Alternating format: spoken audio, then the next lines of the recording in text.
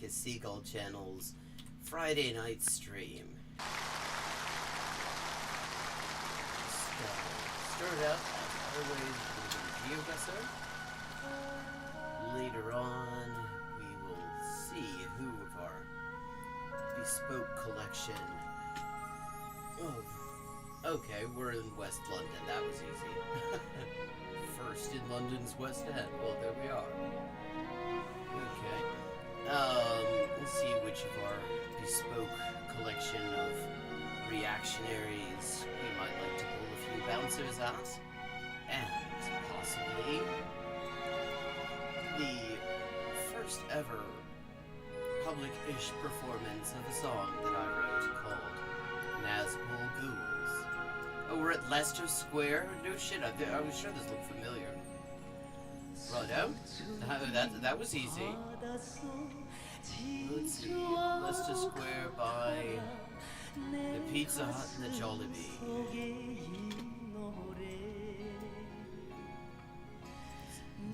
Great little Japanese bookstore around there.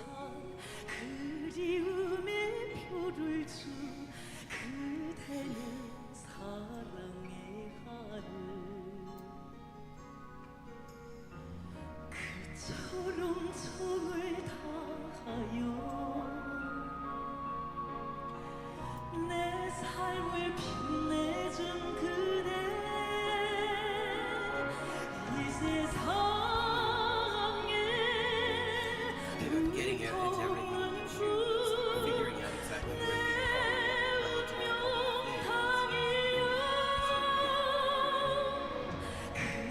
complicated. Okay, the central line. Leicester Square is on the central line, if I remember correctly. Covent Garden, Blackfriars Temple.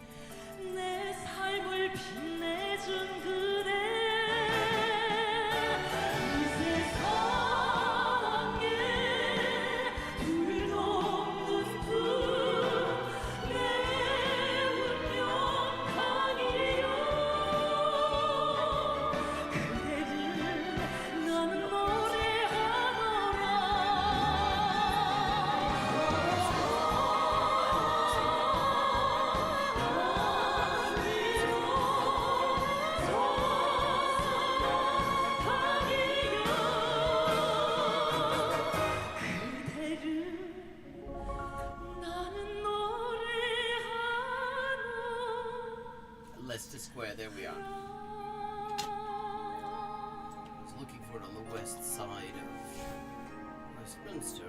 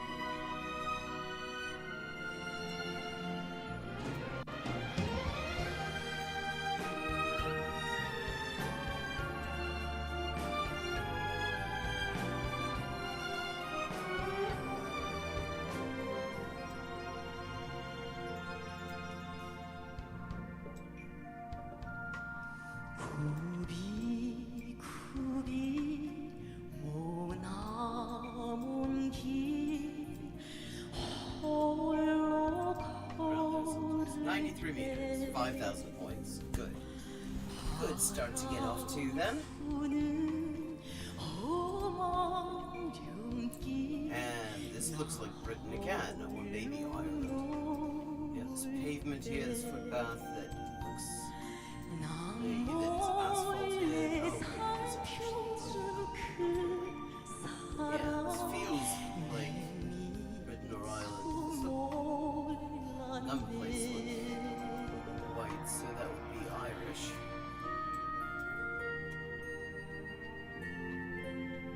Assuming that it's one of the two.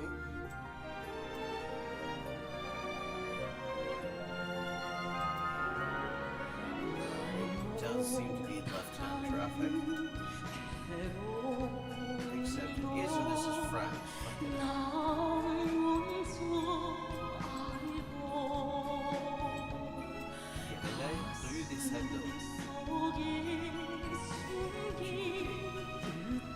No idea what I am.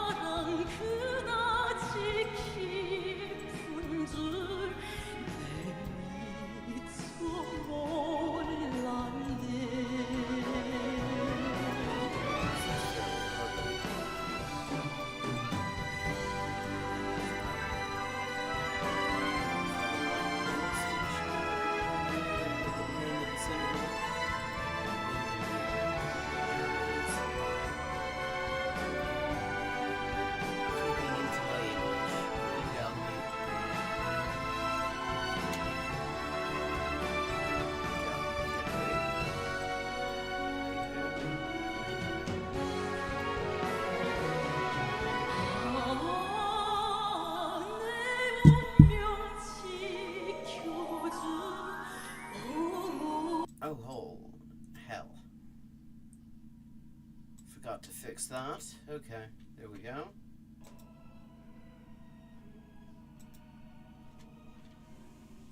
That should be better.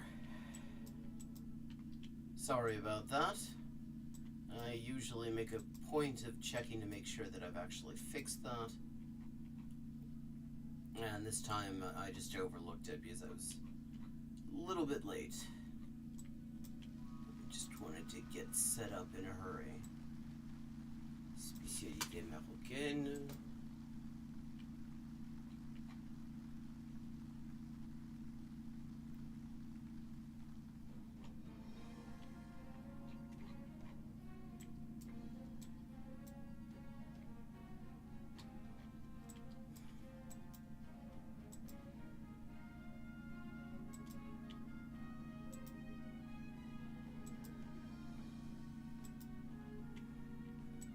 Okay, I mean, what we know for certain is this is someplace in France.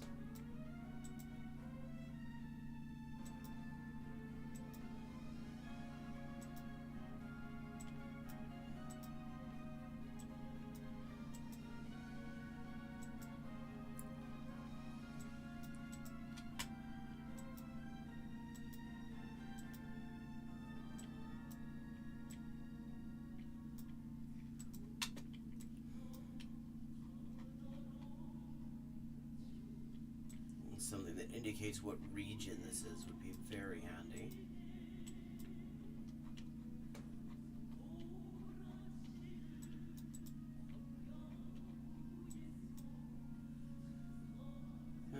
Chaque chose plus proche de vous.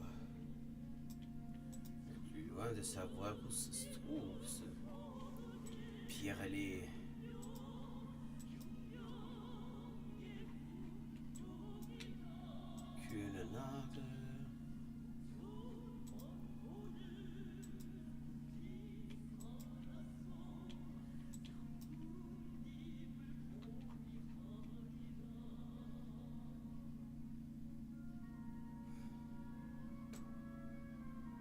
Montigny et Cormeille.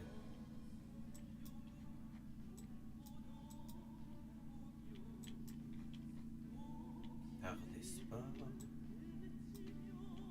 Ah, tabarnak. Well, give me a motorway, that would be handy. At least that might give me a distance to someplace I have of.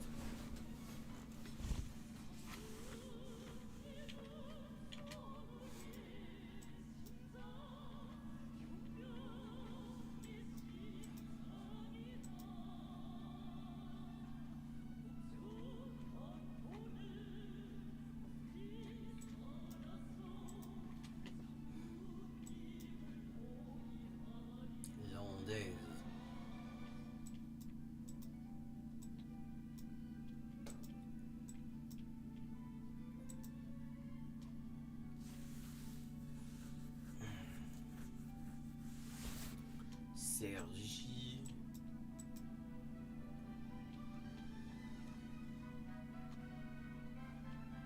Let's just have a punt and see if maybe this is in the general vicinity of Paris. And it feels like a fairly urban sort of area. Château Thierry.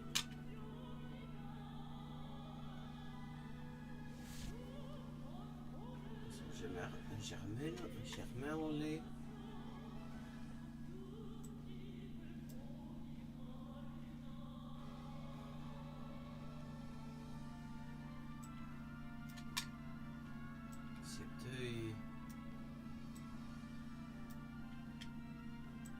Pierre-Allé.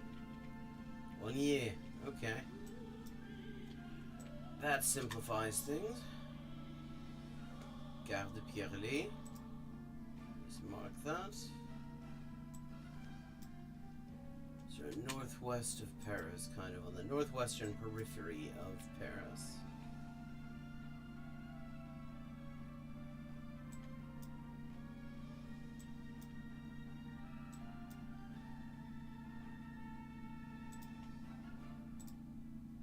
$148 meters, 5,000 points. Okay, so far we have a perfect game. Let's see how long we can manage that. Okay, my immediate feeling is this is probably in South America. Is that a cab? If that's a taxi, there's the chance that we can identify this place very quickly.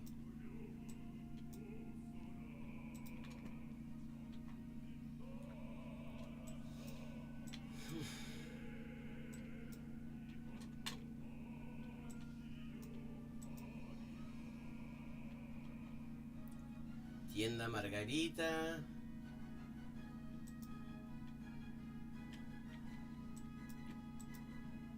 Yeah, I mean, definitely Spanish speaking, clearly. It says Pare. Okay, we are not in Mexico. That puts us someplace in South America, because Central America tends to say Alto. Ciber y Mini Market Estefani.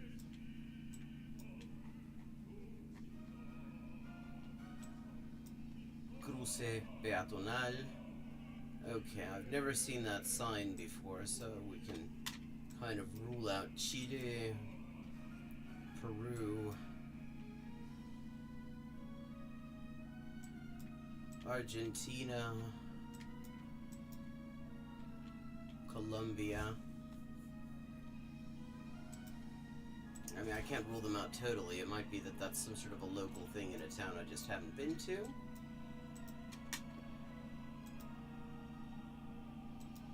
But Paddy tells me we're in South America and not Central.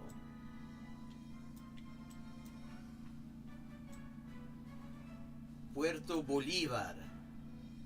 Radio Taxi, Puerto Bolívar. Okay, not for me. Puerto Bolívar. I mean, could be a lot of places. Gonna start out with Colombia.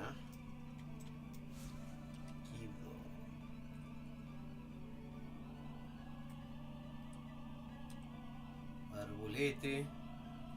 Soledad, Barranquilla.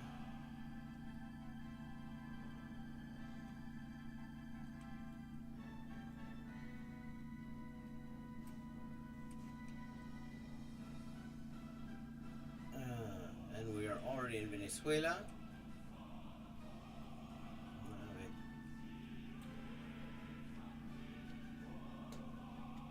Ciudad Bolívar, no Puerto Bolívar. Then Bolívar has things named after him all over Latin America. So you can't entirely rule out, can't limit it to, well, I mean, to Venezuela and Colombia. I mean, you got stuff named after Bolívar everywhere.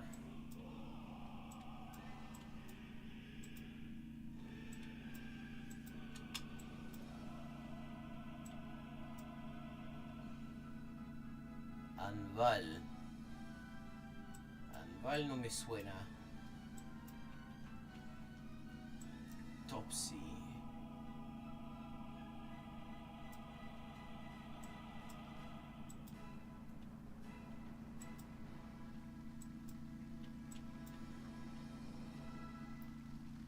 We've been through here. We've been to Tiffany.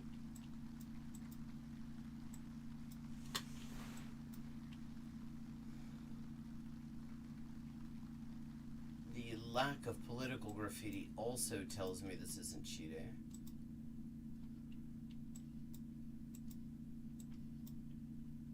Or Argentina, come to that. Unidad Técnica.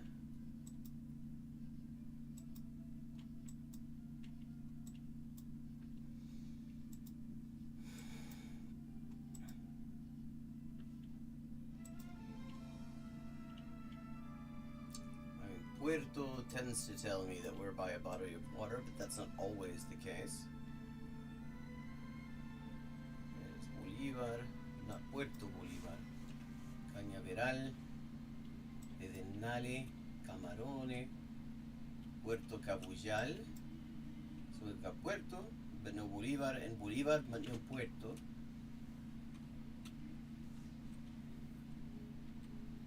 Yeah, he's got things named after him everywhere. I would assume this is someplace coastal, so probably not Bolivia, probably not Paraguay. And it is definitely Spanish speaking. There's a, okay, yes, Simón Bolívar again. Punta Blanca, Anconcito, Engunga.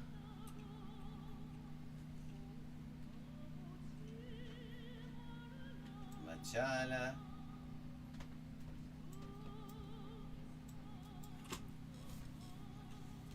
Peña Negra.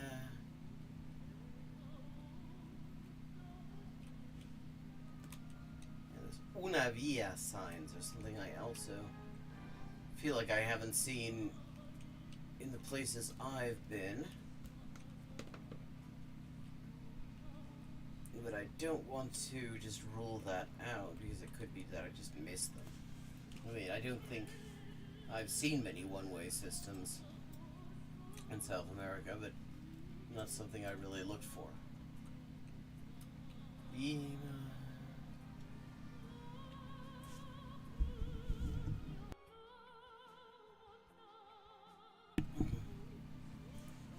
Sorry.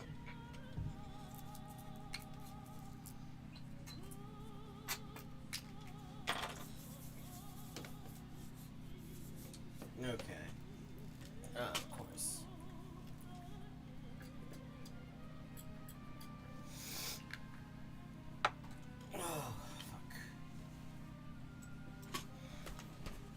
America. Well, let's okay, we'll skip over. And it seems if it's in Argentina, I would say probably towards the north of it. It could be. Well, let's see. La Plata. Geoguessr.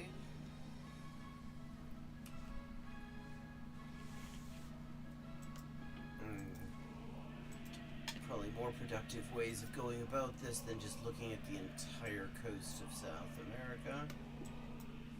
El Chino.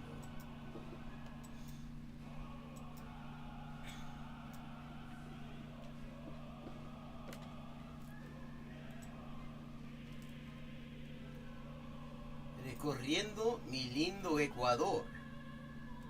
Oh, and they didn't pixelate this number plate here. It says Ecuador. Okay, it is Ecuador. Almost certainly at this point. So, Puerto Bolívar. A ver, ¿dónde te encontráis, Puerto Bolívar?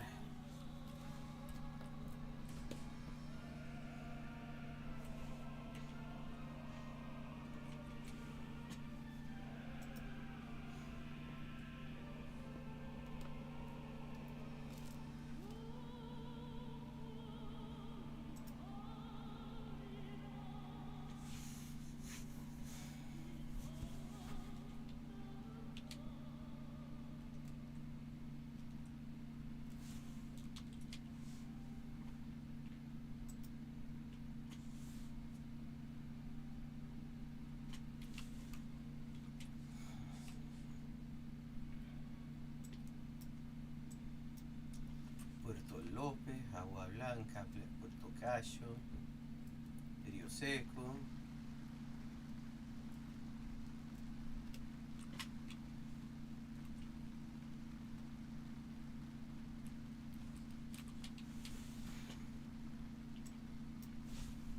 Boca de Briseño y de Rosario, El Paraíso.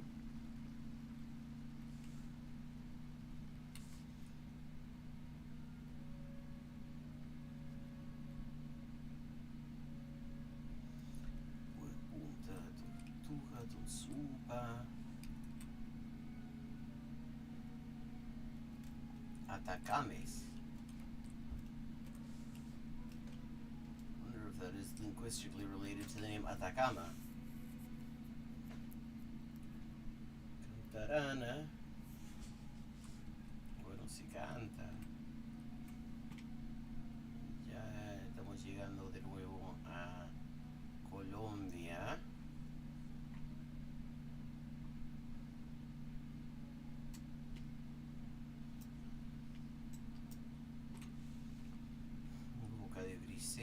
San Jacinto.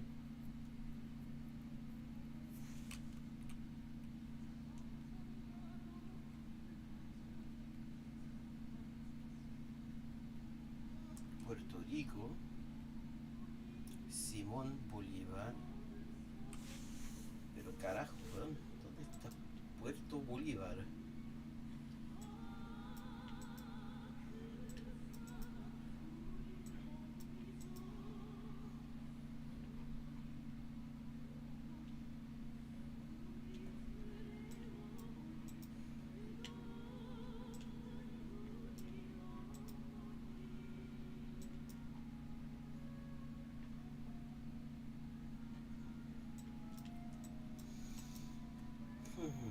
Let's see. Stevens. A ver, weón.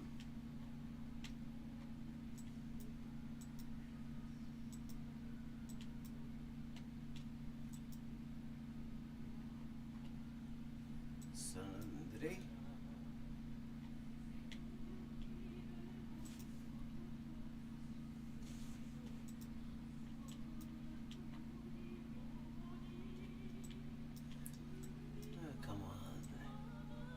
Some indication of what department it's in. Hold on, what'd that say?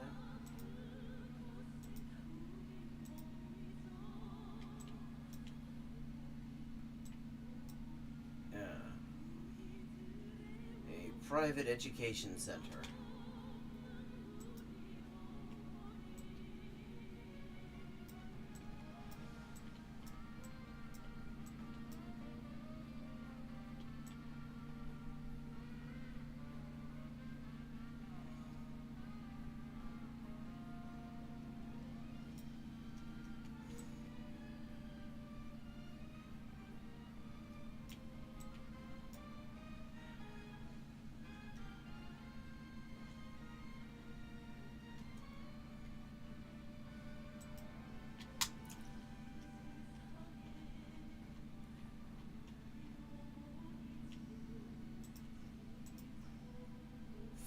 Ah, bloody hell.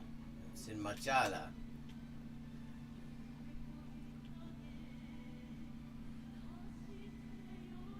And Puerto Bolívar doesn't even appear to be the name of a district. 37.95. Not too bad, though. No ball playing, no carriages, no peddling, no loitering, no sitting in front of, no building allowed. No sitting in front of, no building allowed. You're not allowed to not sit in front of a building. Okay, we've got Bainbridge Avenue. And construction.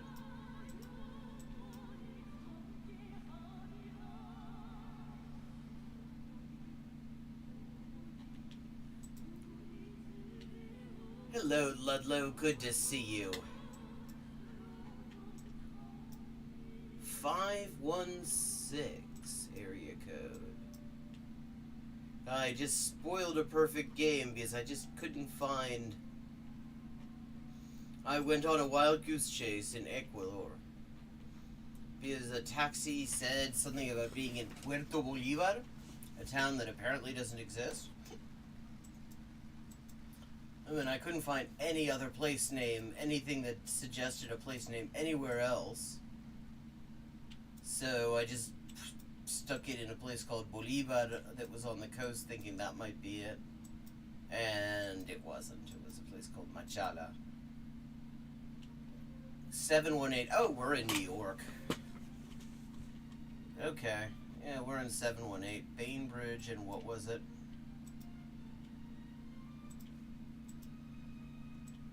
How you doing, Ludlow?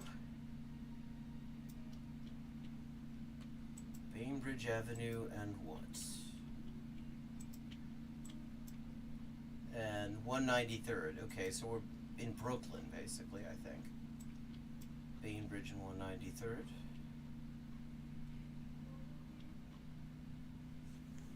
One 20th, 146th, 164th,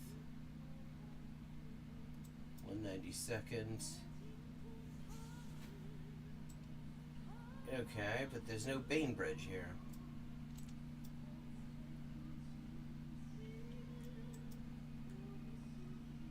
East 193rd Street.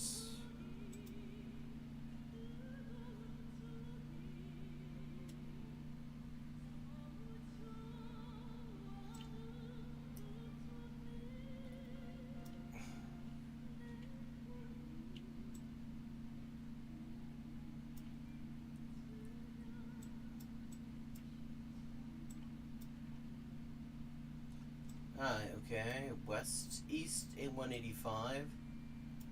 There's east, Bainbridge and east 193rd. There we go.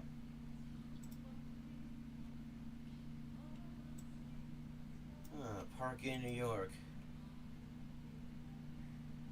Yeah, and I can tell you, having lived in Britain, those buildings are not made to deal with the heat. I mean, we had a minor heat wave when I was there, and the only way I could deal with it, since there's no AC, nobody, I mean, like, commercial premises, like the more expensive ones, have got AC.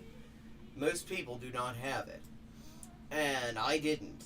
So what I had to do was freeze blocks of ice in my freezer and then stick them in front of a fan, and with that I managed to somehow be okay.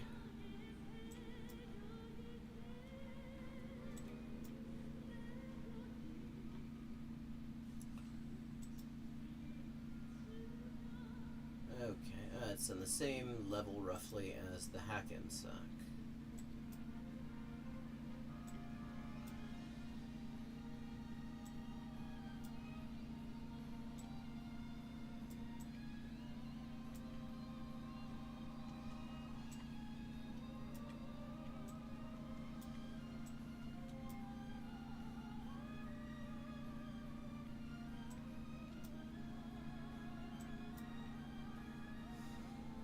That's 2/22.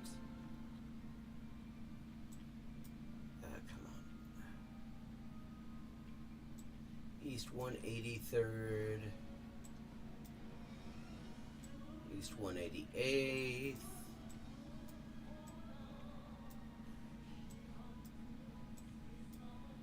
One 99th, 98th, 7th, 6th, 4th.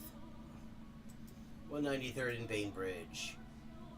5,000 points. Okay, not bad. 23 meters, too. I love it when they send me to New York. I haven't really seen much of New York, but the street numbering system makes it so easy.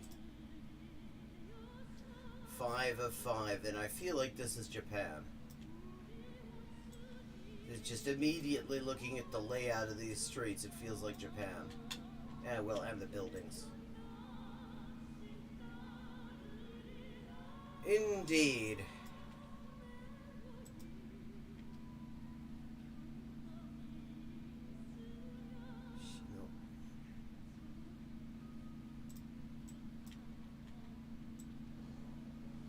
Ayabasu. Okay, yes, definitely Japan.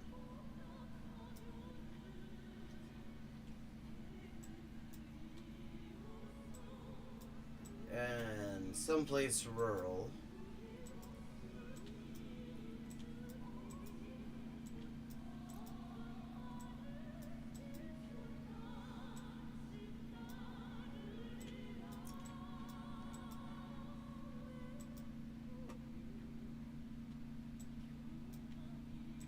I mean, the misery of British housing and heat is that there really isn't ventilation. It isn't like, you know, the way they do central heating here, where you've got a system of ducts and it pushes air through those ducts.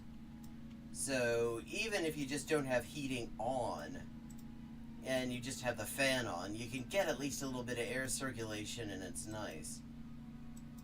But over there, it's just radiators. That's what central heating is there. It's just radiators attached to a boiler. And so there is no air moving unless you just open the windows.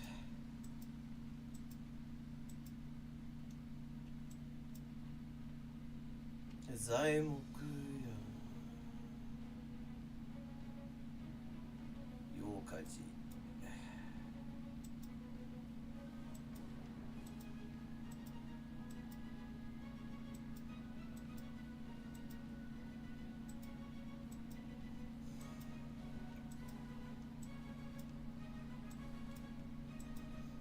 Give me a route number or something.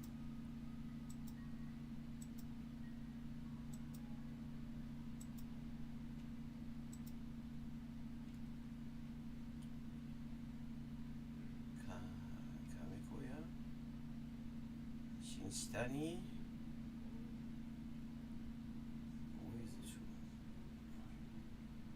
Embeshi?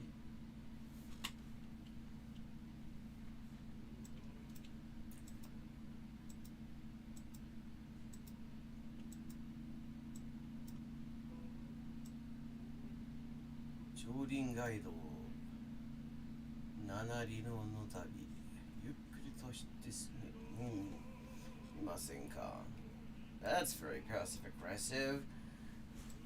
Won't you try driving slowly?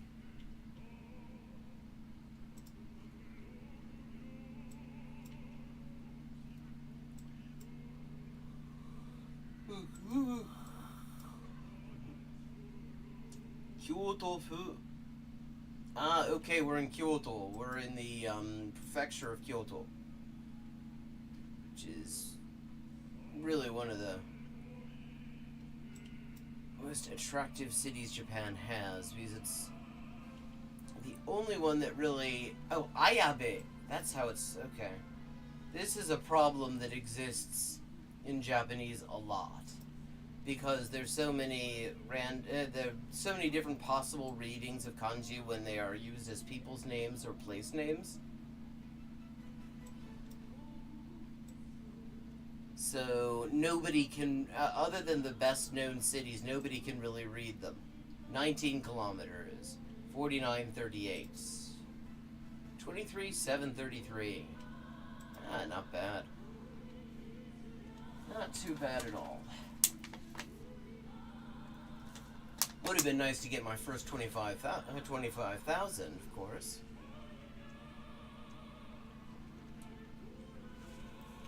I wrote a song this week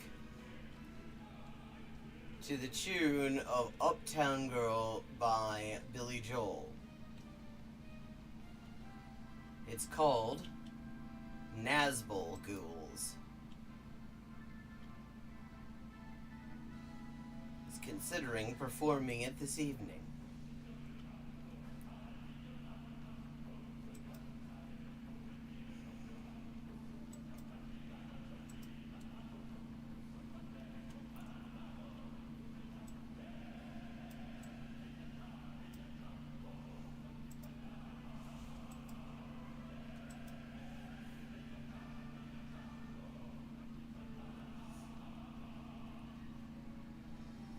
Okay. In the meantime, let's see what we've got here in the world of chuds. PragerU has a thing called I Asked Strangers If America is Racist. We've got Our Democracy May Only Have Months Left by Vosh. We've got all sorts of bullshit from everybody's favorite Nazbol Ghoul. We've also got Dracula, A Marxist Understanding.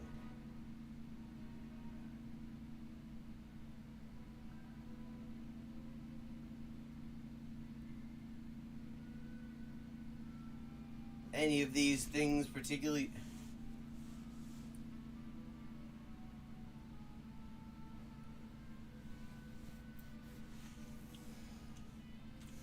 The song's rather special as well, I've been told.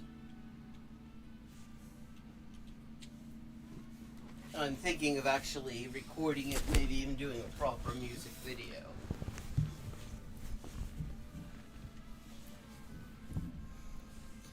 With an opening shot that is, inspired by the Ghoulies.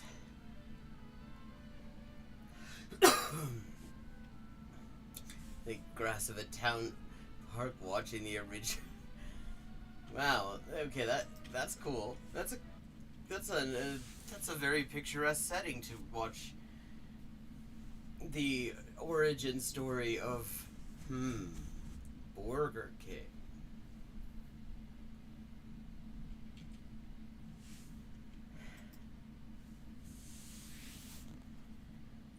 So okay, I'm just gonna do this. Fuck it. When I actually record it, I'm going to have some accompaniment, but I haven't got any yet, and I'm still kind of working the kinks out of this. So we're just gonna do it a cappella.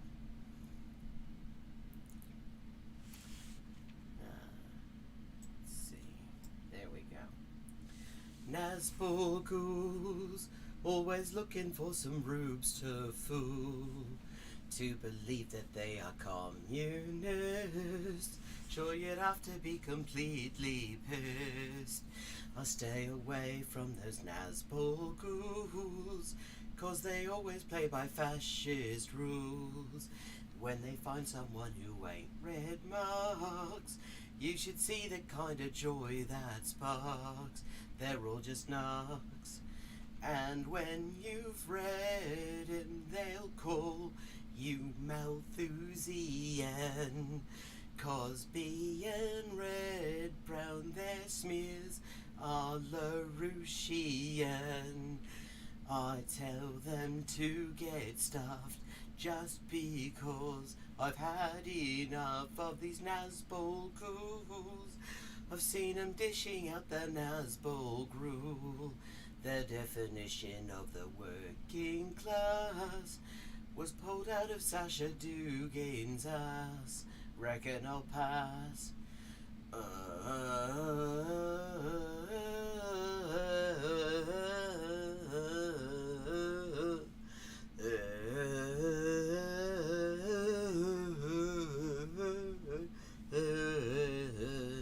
Nazbol ghouls, at night they dream of burning down your shul.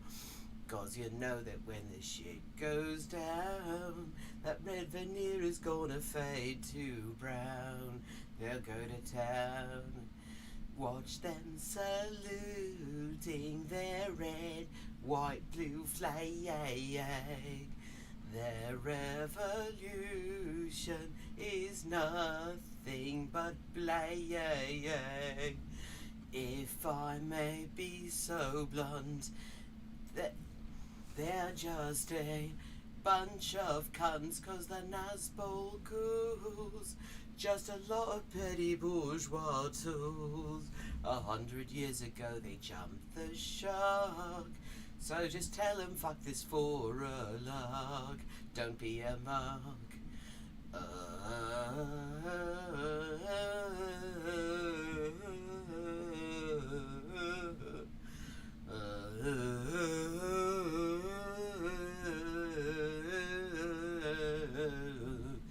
Nazbol ghouls, fuck those Nazbol ghouls. Just can't be fucked with those Nazbol ghouls. Fucking Nazbol ghouls. Just can't be fucked with those Nazbol ghouls. Fucking Nazbol ghouls. Just can't be fucked with those Nazbol ghouls. Fucking Nazbol ghouls. Hello, Hail Satine. You picked a good moment to show up. Yes, I just wrote this the other day, and I've decided I think I'm going to record it. I'm going to sing it much better than that when I do record it, and there will be accompaniment. And there's going to be a video, and the initial shot is going to be inspired by the Ghoulies, where you're looking in the bog, and suddenly Caleb Muppet's head comes out and says, Burger King. Because why not? Though that's going to require me to seriously upskill in the field of special effects to manage that. But we'll see. Okay. And now it is time for the chud dunking.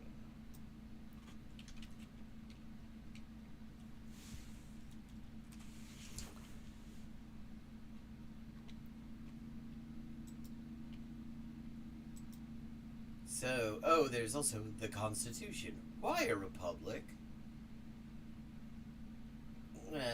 Does Anne Frank have white privilege? Twitter discusses.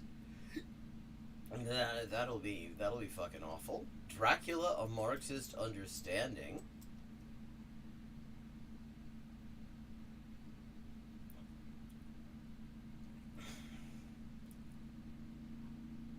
Anything speak to anyone here so far?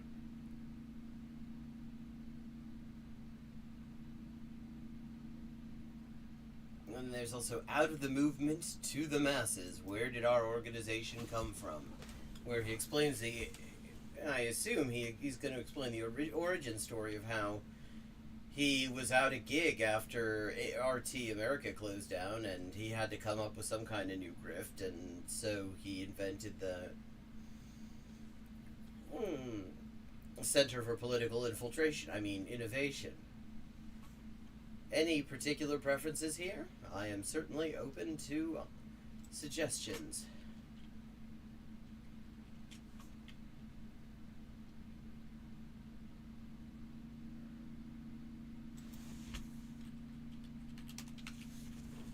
My mother just managed to do the Wordle in 2, she just told me.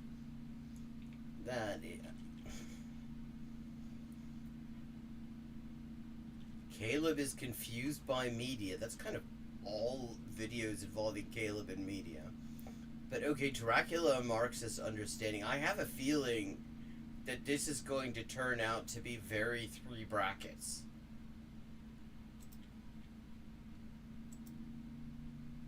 When I talk about shallow political analysis, well, as opposed to offering shallow political analysis, which is the only kind he's got. and this is what I really want to get to on this stream, because I'm going to talk about a lot of different Broadway shows. He's back in the airplane toilet, too. I mean, wait, there's like a sliding door there. Is he like in a fucking broom closet filming this? But, you know, a friend of mine, good friend of mine, was taking a class on Marxism at New York University, at NYU. And I asked him, you know, what they were reading. You know, God, this is a much bigger Caleb head than I'm used to, and I'm not sure how I feel about it. his class called Marxism. I think it was called Marxism and Society, something like that. And I assumed they'd be reading the Communist Manifesto, the Poverty of Philosophy, the Critique of the Goethe Program. But Goethe Program? Goethe? No, that's not what they were reading. It's interesting that he didn't even mention capital. In fact, Anti-Moppin Action, I think their name on Twitter is, I'm shit with names, pointed out, we were talking about the like level of his engagement with Marx, and they pointed out they've never heard him even like mention capital. And I've never heard him quote it, I've never heard him indicate that he's read it. And there he goes again, he doesn't mention it again. What they were reading in his class on Marxism and Society, they were reading novels. They read Dracula. And I said, why are you reading Dracula in your class on Marxism? And he said, well, we had a discussion about how Dracula is a parasite, and he lives by sucking the blood of other people, and that's like a capitalist. And I heard that, and again, this is very surface level analysis. And yet it's actually manages to go a little bit deeper than fucking Caleb's attempt to provide some kind of analysis. Because one of the other things that occurred to me in this discussion today is the only thing he'll ever talk about is that production is organized irrationally. He never really explains what it means that production is organized irrationally, let alone explaining what it would mean, in his view, for production to be organized rationally. But what you never hear about, what he never seems to talk about, maybe I've just totally missed it, but I don't think I have, is what Marx actually has to say about the process of production, i.e. commodification, the commodity form, exploitation, all of the wage labor, all of that shit. He never gets into that. It's always just this very surface level bullshit, like production is organized irrationally, which is already very superficial, because the thing about rationality is that it is objective dependent, it's goal dependent. If my goal is to maximize short-term profits, then an organization of production along the lines that we have it in the US is extremely rational. In fact, it's absolute fucking genius. If, on the other hand, the goal is to meet people's needs, maintain some sort of economic stability, continually increase living standards while at the same time, not fucking up the environment or something like that, then it's a disaster. Then it's completely irrational. But that's not the fucking goal, so it's not irrational. Very, very surface level analysis. Is it true? Yes. Dracula, vampires are parasites. They do exploit their victims. But you could say about any vampire book, any vampire movie. Yeah, that's the problem with this analysis. You could say it about anything to do with vampires. Well, leaving aside that really, Dracula is kind of the seminal vampire story. I mean, keep in mind, this is not my area of literature that I am familiar with, so maybe I'm totally wrong about that. But that he's kind of the founding vampire. Him and that motherfucker was always counting shit on Sesame Street. They are the seminal vampires. But yeah, I mean, of course you can say that about any vampire. What who cares? Yes, yeah, you're quite right. That's what it's going to be about. But if you read the Victorian novel Dracula, published by Bram Stoker, there is so much more there than just he's a parasite. And I don't think Bram Stoker intended for Dracula to be an analogy for capitalism. Dracula was written in the late 1800s when imperialism was in ascendancy. It was written by a... First of all, okay, yeah, of course he missed the whole death of the author thing. I mean, yes, I think it is reasonable to talk about authorial intent. I think that is an interesting question, but it's certainly not the only way. And okay, so he seems to be suggesting that Dracula is about imperialism, which, okay, maybe. An Irishman, Bram Stoker, who worked in London, the capital of global imperialism at that time, the center of global imperialism. He keeps on forcing his head forward like fucking hungry hippos. And he was a play producer. He worked in theater in London's theater district, and he had the idea to write this novel about a vampire, Dracula.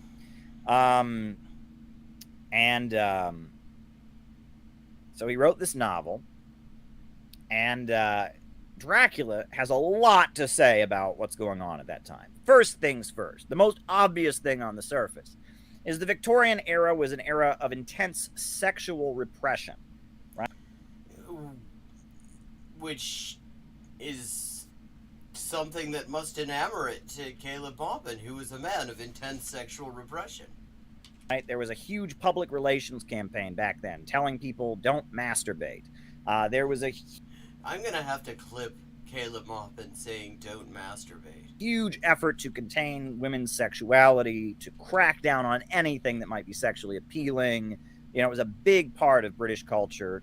And at the same time, the most fashionable thing, one of the most fashionable fashion accessories women wore was fucking bustles to make their asses look so, like they were so big that you could actually put your cup of tea on them.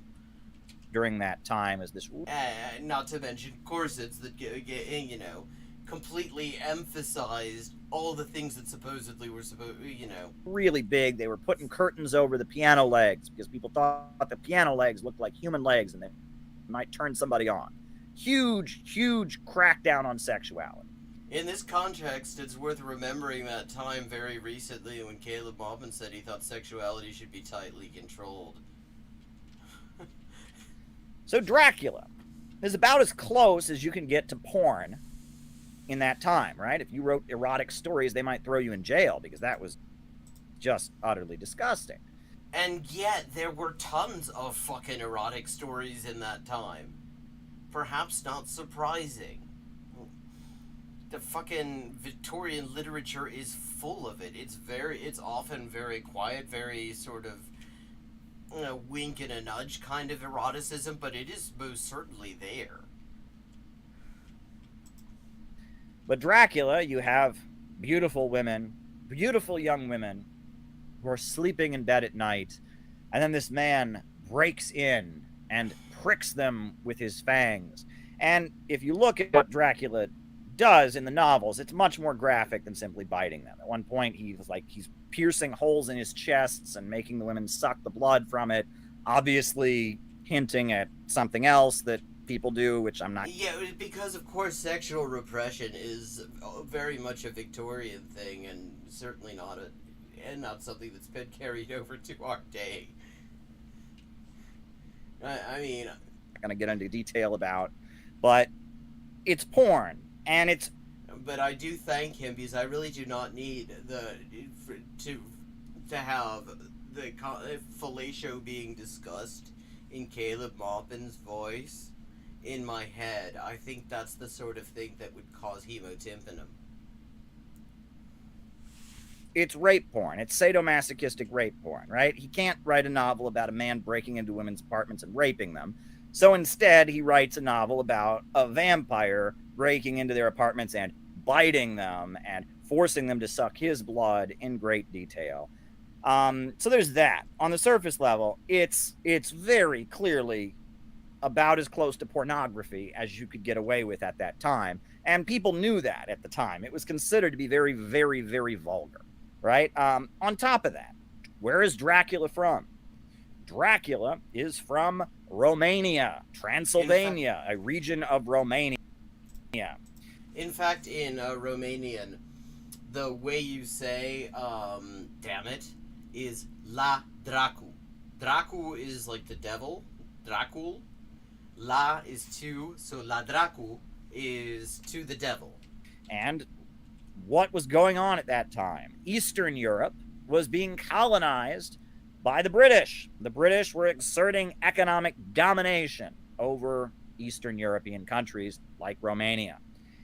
And the idea, there was a lot of stereotyping of Russians, of Lithuanians, of Hungarians. People from Eastern Europe were considered to be barbarians. They were considered to be scary, monstrous, people. So that actually varies. And you can't really, it doesn't neatly fall along geographical lines, because there was a very, for example, you look, say, about when it comes to, say, Czechs, for example, traditionally they were considered very much part of the West.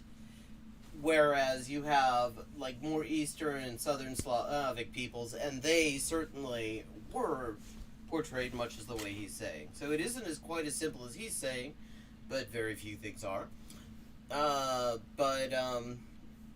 Yeah. Dracula, the way he's portrayed in the novel, is he's got a huge beard. He's got a beard. He's a wild creature from Romania. And how does... Wait a sec. Okay. So, I did not know that Dracula in Bram Stoker's portrayal had a beard. I've not read it. I also didn't see the movie. So wait, we've got an Eastern European bearded man who is going around sucking... okay, now I'm starting to think that... Oh, well, hello, John Williamson. You just came in to hear, fucking Caleb Maupin is telling us the Marxist understanding of Dracula, and I'm just noticing that actually the way that Dracula is portrayed, assuming that his description of the book is at all accurate, because I haven't seen it, that you could easily say that Dracula, as described, is meant to be an anti-Semitic stereotype, and that I wonder, given that he's not exactly Muppet here is not exactly averse to anti-Semitism, I'm wondering if that's going to come in at some point. Does he get to Britain? He gets to Britain because Jonathan Harker, a British capitalist, is going over to Romania to buy up the land, right? He's an imperialist. He's coming in and dominating. It's the export of capital. Jonathan Harker, the real estate imperialist, the wealthy British capitalist, the gentleman, goes over to this uncivilized territory of Romania to purchase land and all of that. Ends up going to Castle Dracula. Dracula's this Romanian noble he's supposed to make a deal with. He doesn't realize he's a vampire. Okay, and again, I mean, actually, now I'm really kind of curious whether, and because it seems like the read of this as being full of anti-Semitic tropes, it gets like stronger. Maybe this is because of his retelling and the fact that he just really kind of latches on to anti-Semitic tropes. But the idea of Jews, particularly in Britain, of Jews as coming from like Eastern Europe, that was a fairly standard thing, because Jews were coming from Eastern Europe as refugees, because Eastern Europe was fucking trying to kill them. Well, you just missed Muppets saying the words "don't masturbate," which I think I don't think I needed to hear that in his voice. I mean, like, yeah, I think just hearing his voice would be enough to stop people masturbating.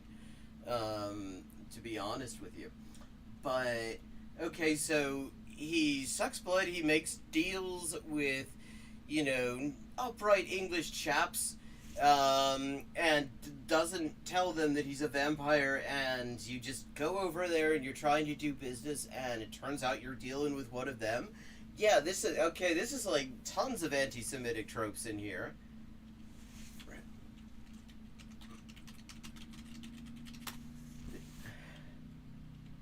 125 years later, is Dracula anti-Semitic or is he just another vampire? Okay, this is from Forward, which I'm ambivalent about at the best of times, but I mean, there is some worthwhile stuff in there. Okay, these accusations don't always hold up to scrutiny. Okay, don't know who Benjamin Ivory or Ivory is.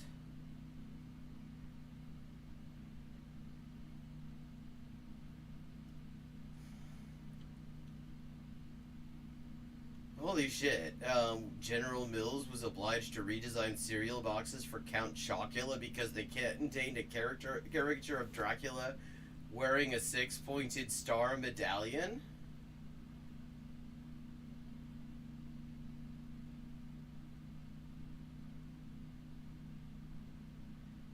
Yeah, okay. Essentially, discussions of anti-Semitism in Dracula rely on historical subtexts, since there are only 2 mild references to Jews in the novel of over 400 pages. Neither mention can be called complimentary, but popular literature in the UK as well into the 1940s usually contained derogatory statements about Jews, Asians, and other minority groups. Well into the 1940s and going into fucking now, actually. In terms of racism, Stoker was comparatively unemphatic. He's far nastier about Slovaks, termed barbarian with theatrical metaphor. By contrast, trying to track down Dracula's possessions, the protagonist discovered that one item was received by Emanuel Hildesheim, a Hebrew of rather the Adelphi theater type with a nose like a sheep and a fez. Okay. A fez? They thought we wore fezzes? I mean, yeah, in some parts of the world, yeah, but...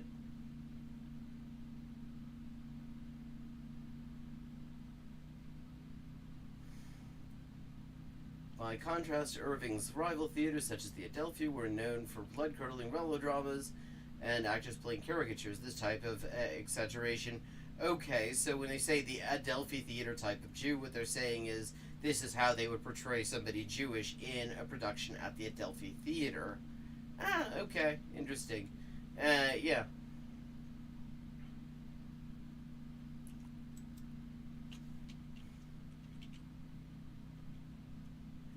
Oh wait, hello, John. Yeah, John. What? And Dracula uses his train tickets or whatever and gets back to Britain. So it's the fear of reverse colonialism, right? And this is what Nietzsche, this is the Marxist interpretation of Nietzsche. If you read George Lukács, right? It's the idea that as the, capitalism is entering its monopoly stage of imperialism, you see the pretenses of being civilized being stripped away. And the idea is the imperialists are becoming more and more ruthless. All of a sudden, they're committing atrocities that are horrendous. And the idea is... Which is really odd when you look at the state, because the thing about capitalism, particularly we're talking about capitalism as practiced in Britain, started out with colonial fucking atrocities that were horrifying and that are still denied about. Still, yeah. Oh, well... are still denied in education even today. That we're going over to the developing world and we're proving that we are the superior man. We're proving that we're the Ubermensch by engaging in cruel, barbaric activities. We're doing that, and the fear is that someone will turn around and do to us what we've done to them. That's the idea. So the idea is that as the British are colonizing and taking over and putting economic domination over Eastern Europe, some kind of brute, strong, scary, sexy man, with a beard, a big, strong Eastern European guy is going to come back to England and start breaking into the apartments of the women. And I mean, the whole thing is very, very loaded with political implications. And of course, what is Dracula? Well, I mean, it's also loaded with just sort of racist implications about like Slavs and Central Europeans generally. Afraid of it's the cross, right? It's the cross. It's anything Christian is what he's terrified of. So it's like, with the crucifixes and the cross, with the Christian values, they're going to tame the beast, right? There's all kinds of politics in Dracula, right? It's sexual repression, it's colonization. And I'm suddenly kind of curious, because there are lots of different crosses, not all of, and lots of different Christian crosses. And now I'm kind of wondering if in the original it is specifically the crucifix or just a cross. Because when talking about Western versus Eastern Europe and stuff like that, there would be a difference. Because the crucifix of the Catholic Church versus, say, the various Orthodox crosses that add a couple of horizontals and diagonals. Yeah, I know. Big, strong, sexy Eastern European men. I mean, I think he's going to use that in an ad that a tourism ad for RT that he sells them. Of Eastern Europe and the fear of reverse colonialism, the imperialists become bestial and fearing that people will do to them what they're doing to others. They're going to Eastern Europe and exploiting the people horrifically, etc. And they're fearing that somebody from Eastern Europe will come back. That's a really common theme in horror stories, etc. Plus, it also explains why people like Caleb Muppet and Foch get so nervous about concepts like decolonization and land back. This longing for the good old days. It's almost like Charles Dickens. Yeah, it's kind of like somebody who was like obsessed with Huey Long and FDR and fucking Francis Bellamy, and is trying to get back to the working class the way back when everybody, like, when it was just common to just outright pretend explicitly that it was all white. I mean, longing for the Christian values of the pre-capitalist era. Oh, can't we all just be nice? We can make the beast go away with our crosses and with our Bibles. That's what Dracula's about, right? It's very much, it's about the Victorian era. It's about capitalism moving into its imperialist monopoly stage. That's a deep analysis of Dracula. No, that's not a very deep analysis of Dracula, actually. And, yeah, I mean, you just sort of assert that this is capitalism moving into its imperialist stage in Britain, where capitalism kind of started out in its imperialist stage, is the thing. I mean, it wasn't, in the 19th century wasn't when Britain started invading other countries. It had invaded, so it invaded plenty of them well before that. I mean, India, Ireland, fucking Wales,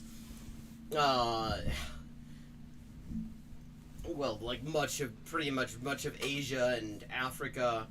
I mean, it isn't like this was a recent thing. They didn't just wake up in the mid-19th century and say, really getting awfully bored lately with this normal capitalism we've got. I think it's time that we started, I don't know, invading people and teaching them cricket so that they can beat us at it. I mean, that's not how any of this shit works. I love how much Caleb wants to be Lyndon LaRouche III, but he won't admit it openly. Yeah, it's true. Yeah, Argentina. In fact, I mean, Britain was sort of behind the scenes on a lot of Chilean aggression in the 19th century. There's the so-called Guerra del Pacífico, the War of the Pacific, which was a war over nitrate deposits in Bolivia and Peru.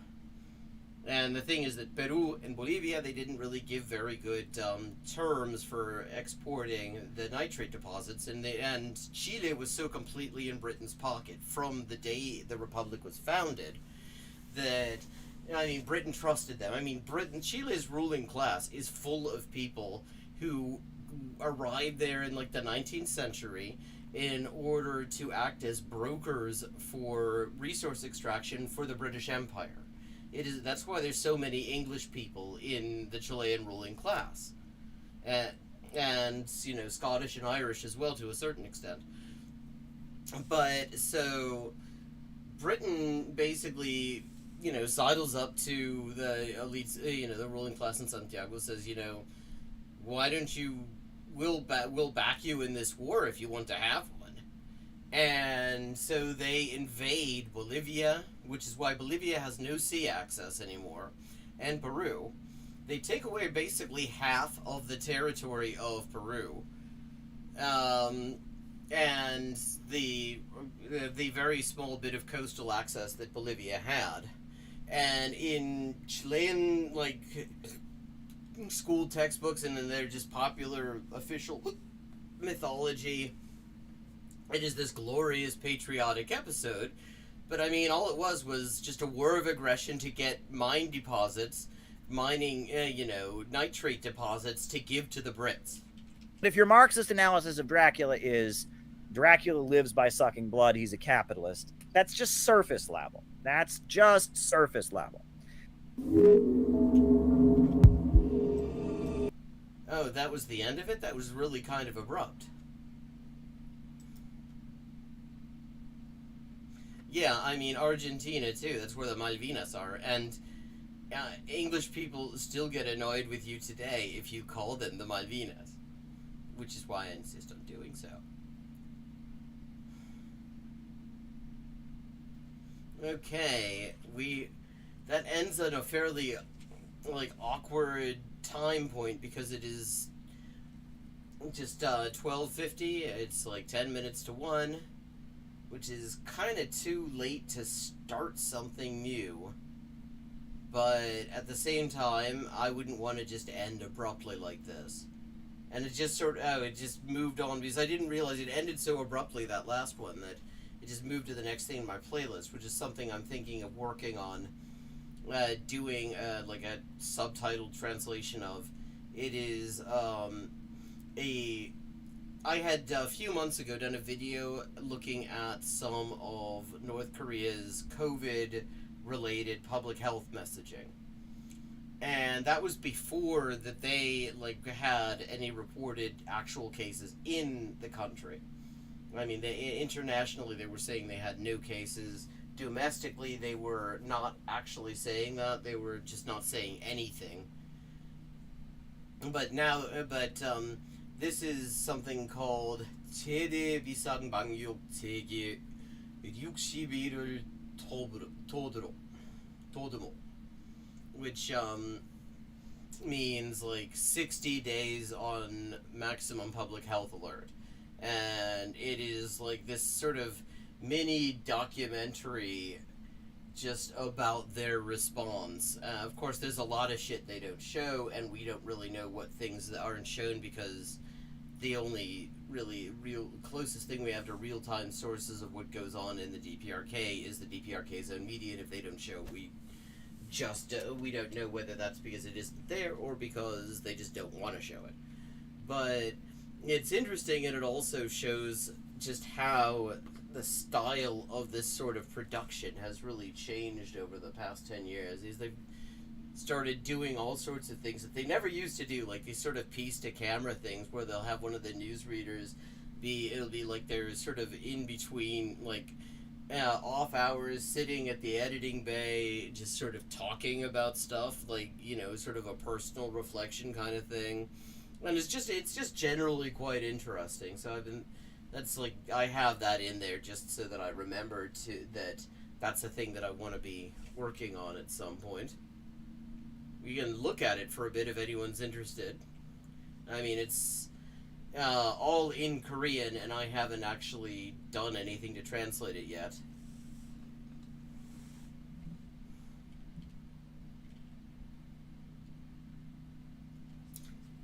인류 역사에 갈피에는 수많은 사람들의 목숨을 빼앗아간 조금의 전쟁의 기록이 기록되어 있다.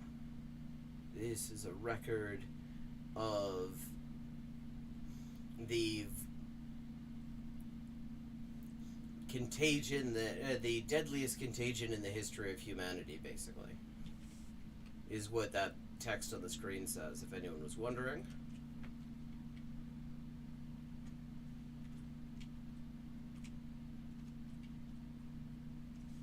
Just have a look at this. Sort of an introduction of things to come.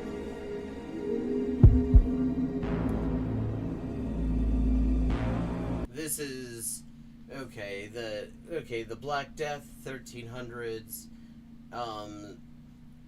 the Spanish flu pandemic of the 1910s, and SARS, and the death counts.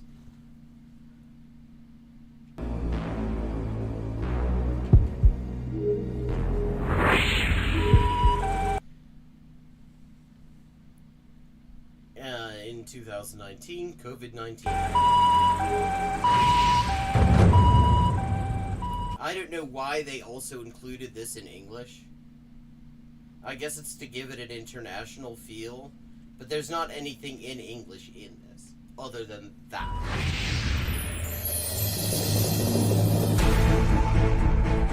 (2019년 12월) 중국에서 첫 신형 코로나 비루스 감염자가 발생했습니다. 2020년 1월 악성 비루스에 의한 첫 사망자가 전문가들은 이 전염병과의 싸움이 전 인류의 This is the guy who is sort of the face of coronavirus updates in North Korea. You see him all the time. 전쟁이라고 평하고 세계보건기구는 이 대류행 전염병이 100년에 한 번 볼 수 있는 보건 위기라고 하루 사망자 수가 16,720여 명으로서 역대 최고 수치를 기록했습니다.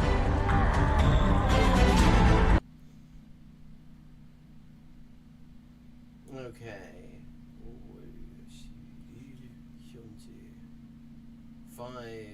500.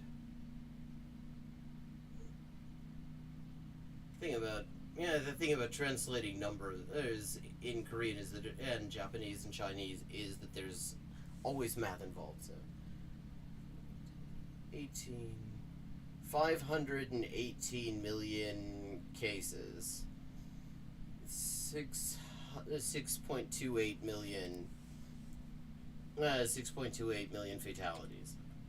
See, the thing is that first one, that with the 5 in front of it, that is hundreds of millions. And then the second is multiply 1898 times 10,000. So you have to go 5 times 100 million plus 1898 times 10,000, and that is not an immediately intuitive operation when I'm translating. I can work within either one of those frameworks for numbers, but translating between them is a pain in the ass.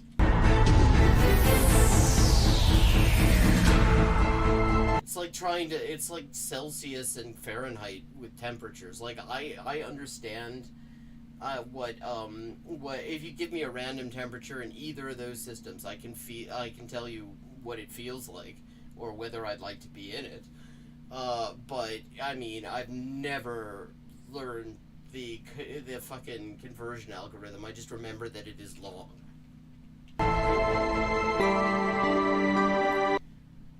2 years and 3 months with no blood and no death. Hello, Nunya Business. Good to see you. Well, if you go back, you will find the world premiere of a song I wrote.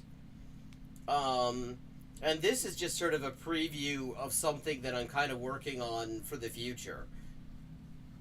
I'm only going to be on for 3 minutes, but I will be back tomorrow at 11:30 p.m. U.S. Eastern Time. Love to see you then.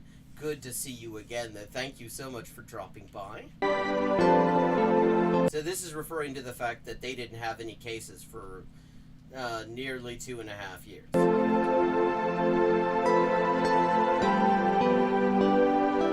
Well, the way I do it is I just I go by feeling. Because I've lived in Celsius places, I've lived in Fahrenheit places. So if you tell me what 40C, if you tell me it's 40C, I know what 40C feels like. If you tell me it's 40F, I know what 40F feels like.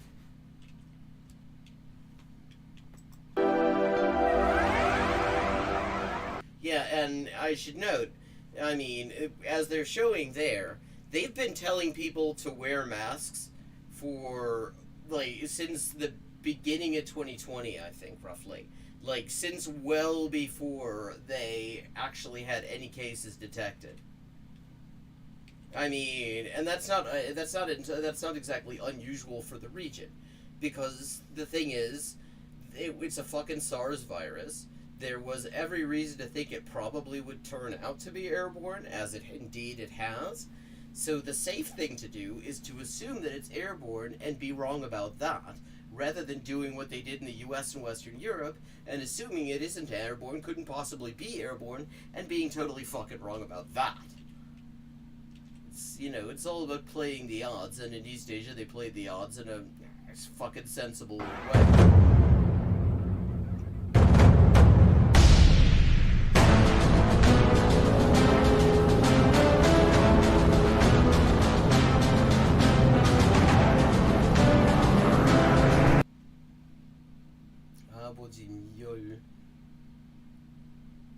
Oh, this is apparently this is some sort of record.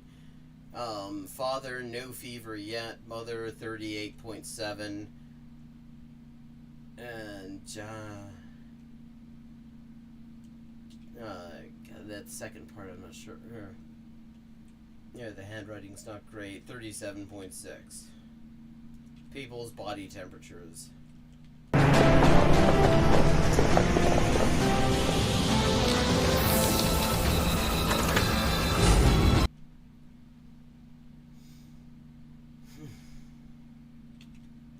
Okay, and it is 1 a.m., so I'm gonna bid you good night for now. I will be back tomorrow, as I just said, at 11:30 U.S. Eastern Time, and I do hope to see you there. And Nanya and John, if you want to see something that may or may not be entertaining, just go back to about a half hour into the stream, and you will hear me sing the world premiere of a song I wrote, Nazgul Ghouls, to the tune of Uptown Girl by Billy Joel. I'll be clipping that tonight, I think. Unless I listen to it and it's just too frightening to inflict on an unsuspecting public.